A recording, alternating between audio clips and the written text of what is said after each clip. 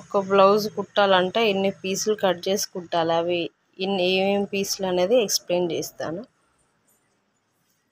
వెనుక పార్ట్ కోసం వెనుక పార్ట్, ఫ్రంట్ పార్ట్, హ్యాండ్స్, ఒక్కొక్కసారి హ్యాండ్స్ పీసులు కూడా పడతాయి, ఎక్స్ట్రా పీసు,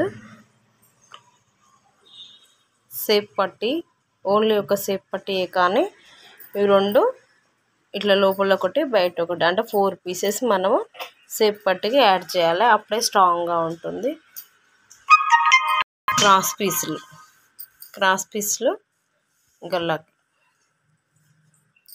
నడుం బెల్ట్, ఉక్సు పట్టి, కాజా పట్టి, ఇన్ని ఐటమ్స్ మనం బ్లౌజ్ కుట్టడానికి కావాలి. ఇన్ని పీసులు కటింగ్ చేసిన తర్వాత స్టిచ్చింగ్ చేస్తాము.